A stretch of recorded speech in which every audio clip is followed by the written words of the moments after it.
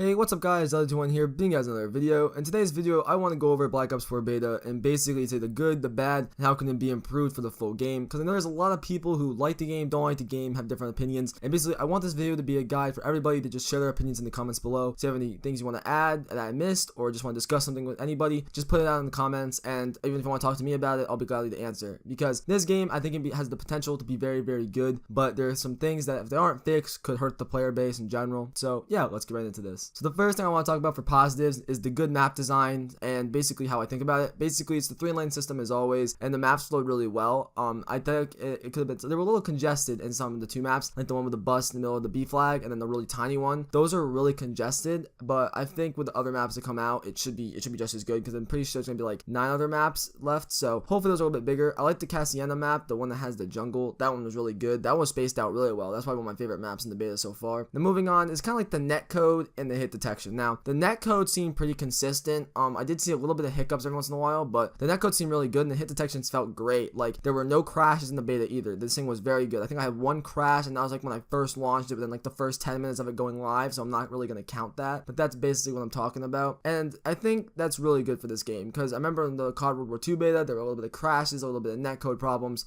but they fixed it out. This one started off really good, so hopefully they keep the bar up there so we don't have to worry about that when the full game comes out. But another good thing I really like to talk about is the perk balancing. Now, I'm so happy they balanced out the perks in this game, because there are no crutches. Like in COD World War II, there was Prime as a crutch. I remember in Black Ops 3, there was 6th Sense was a crutch. Every single COD game has a crutch. This game is really not. So the amount of perks you can use in different situations is great. So hopefully they leave it like that, and that just made my life so much easier, because I could use all the perks and not have to feel like, oh, I'm missing out on something like that. So that was really good. And I really like the operator mods. Now this thing is something that I think gives people a reason to go rank up weapons, because there's like, to get suppressor, you need to get the thing all the way max to get the operator mod. That's a really good way of getting people to play the game more and getting people to level up their weapons. So it allows you to master every weapons. You master a weapon, boom, you get the mod, and the mod can be really good or really bad.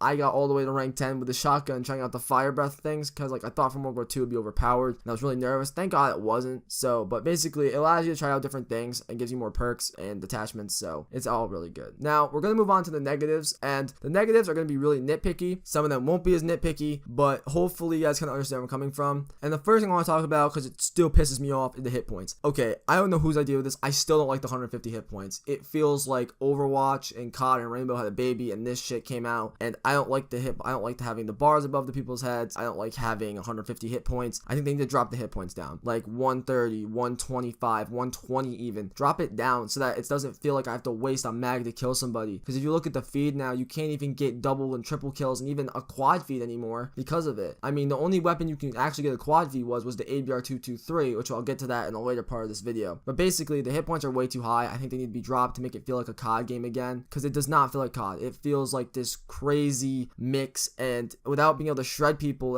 as everyone loved about it, like if you were good and you could shred people quick, you could just pub stomp people, and you couldn't really do that, and that was kind of disappointing. So hopefully they can change that out a little bit. I doubt they will, but hopefully they can. And the next thing I want to talk about are the score streaks. Now the score streaks in this game, in the beta anyway, they suck. They were completely underpowered. The only good one was the Mothership. I got that a couple times. That was overpowered, and it felt like I earned it and I deserved the shred with it. It felt amazing. Like, you could just rise up kills, just firing bursts into buildings and just watching the kill feed go crazy. That was amazing. But you know, like the chopper was really bad. The turret was just inconsistent. A lot of the score streaks need to be buffed, or in general just add more. I hope there's more when the full game comes out, but if not, buff the score streaks. Make them feel like when you get them, you earn them, because this game, you know, getting on a good score streak is, in my opinion, I think it's pretty difficult in this game. So hopefully they can do that. The next thing is the Fog of War UAV. Please fucking get rid of it. I know I'm swearing quite a bit, part of my language about it, but it bothers me so much. I actually can't stand the Fog of War. The UAV is constant. It's a constant UAV, too much, too powerful, too often. That's the best way I can describe it. It's completely trash. I don't want it in the game. We're probably gonna hopefully they move it, dude, because the Fog of War, like, it's not bad. I think they did this in Destiny 2, and like, it worked for Destiny 2. It made sense. But in Call of Duty, I think there was just a little much of a change. I think it just makes it so that, like, all of a sudden, like, no one's on the minimap, and then boom, he's in your face. Like, if I get a UAV and I see you across the map, I should get that little bonus. Like, I don't know. I feel like there should be a little bit of bonus for getting UAVs, and I think the map should go back to the way it was. Tell me in the comments what you think about that. I hate the Fog of War, in my opinion. I think it's shit. Now, the best thing I want to talk about is the gun balancing. Now, I talked about the ABR223 in the beginning of the video. That's because that gun shreds. There's a lot of weapons that are obviously overpowered in this game, but basically with 150 hit points, you need a weapon that shreds, and not many do it. The ABR223, that burst rifle, I think it was the second one you get, shredded through people. people. It absolutely just, it made people just die instantly. I mean, if you watch the Korean Savage use it, you watch Dismo use it, it's ridiculous. These guys just shred with it. I shredded with it. I think I dropped like a 20 kill streak with it. And it's like, what you do with this weapon is that the hit points go way faster. And that comes with the gun balancing. The SMGs from close range are best. The last gun, which is basically the MSMC, I made the best class setup on it. If you watch that video, I shred through people with it. What's it called? The MX9 is best in close range too. Anything close range like an SMG will shred. Or you go and you use an AR and you put headliner on it and you shred with headshots. I think this game is a little bit of balancing. I think it all comes down with the hit points and everything else. Guns gotta be balanced down because it feels like everything is either really overpowered or really underpowered. And I like what Korean said in his video, make everything overpowered. That's the best way to balance it. Don't try to nerf things. You make things really bad and really good. Just make everything overpowered so everything is valuable. Like there are some SMGs like the Vesper, which is basically the Spitfire, and that gun was good, but beyond everything else, it was just completely trash. But that's what made it balance. It was overpowered from close range. So if we can just do that with all the weapons and make them overpowered in their own thing, this can make this game really fun and really give the power to the better players. I mean, I'm not saying make it un-noob friendly. Obviously, you have to make the noobs somewhat good, but I think this would be a great way to just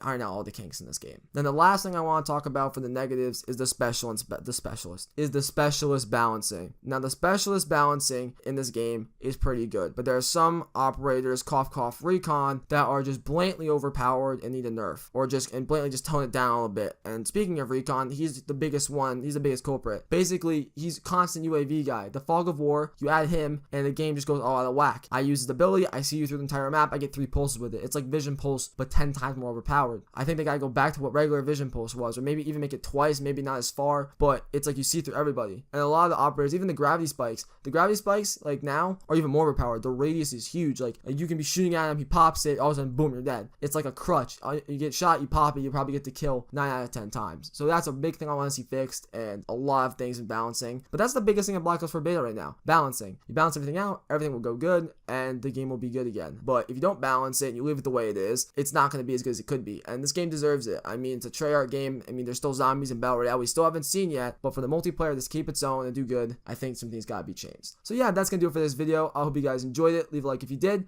and make sure to comment, discuss in the comments, what you think about the game so far. If you haven't played it, or if you have seen the gameplay, what's your opinion, what you want to see fixed or changed. And don't forget to subscribe for more videos from me. I post COD content on the weekends mostly. If you like that, feel free to subscribe. And yeah, I'll see you guys in the next video. Peace.